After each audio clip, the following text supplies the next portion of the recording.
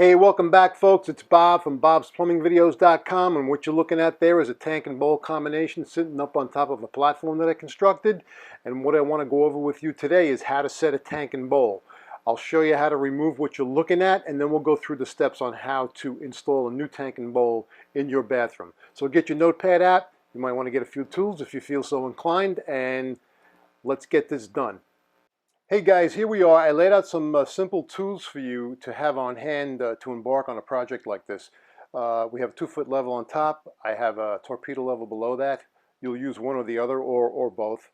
On the left I have a turkey baster, and simply that's I use to take the water out of the toilet tank and the bowl and transfer it into a bucket. Straight screwdriver, pair of pliers, a couple of open-end wrenches, channel lock. My mini hacksaw in cases where the bolts actually don't screw off, you're going to have to cut them off.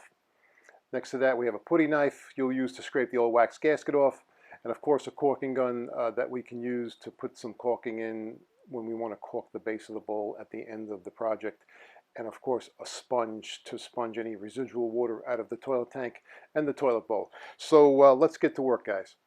Okay, we're going to start, as always, gentlemen and ladies, we're going to shut the water supply off. So as we spoke about in the past, you shut it off to the right. Everything gets turned clockwise to shut it off. Once we shut it off, we'll go up to the tank and start to empty out the water. Okay, now that we have the water shut off, the next thing to do is evacuate all the water out of the tank. Now, obviously, this is a demonstration. I don't have this set up as a real life situation, so there's no water in here, but we can all use our imagination. So what you would do is hit the tank handle. You want to lift that flapper up until most of the water leaves the tank.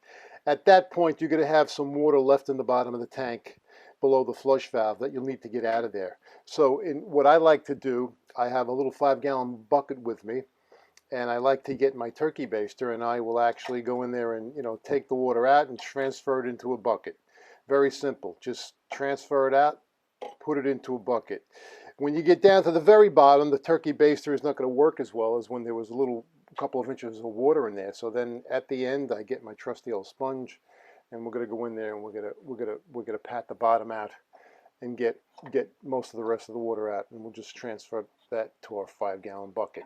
And that's it for drying out the tank. So now we're going to move to the bowl. All right, again, here we're going to use our imagination. Generally, you're going to have a water seal in the bowl that's up about this height, depending upon the manufacturer and the configuration of your bowl. Again, simply, the turkey baster, you go in there, you take as much water as you can, transfer it to your 5-gallon bucket, and we'll just transfer the water out with our turkey baster. Then when you get down to the very bottom, it's going to be very difficult to use the turkey baster. So again, what I like to do is get my sponge, go in there, and we're gonna get all that water out of there and just transfer it to the 5-gallon bucket. At this point, we can proceed to remove the bowl. Okay, here we are. In this case, I have plastic caps covering the actual bolts that hold the bowl down.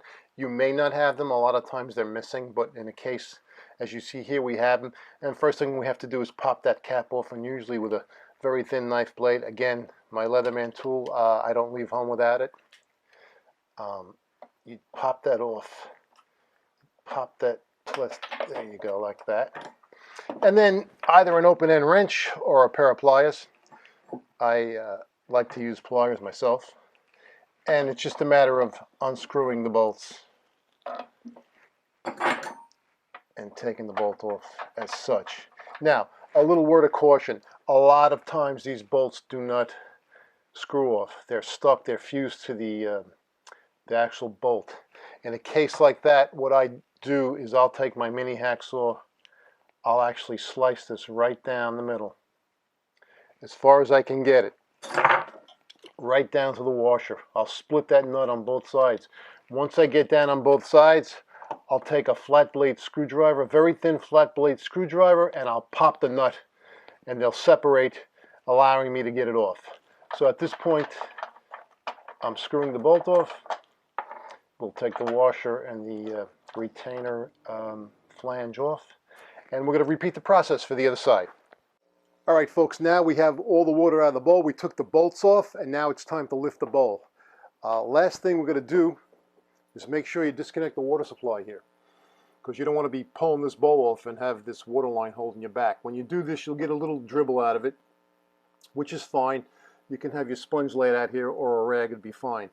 Now what you're going to want to do is stand firmly, straddle the bowl on either side. It may be a tough shot here, but we're going to lift straight up and off.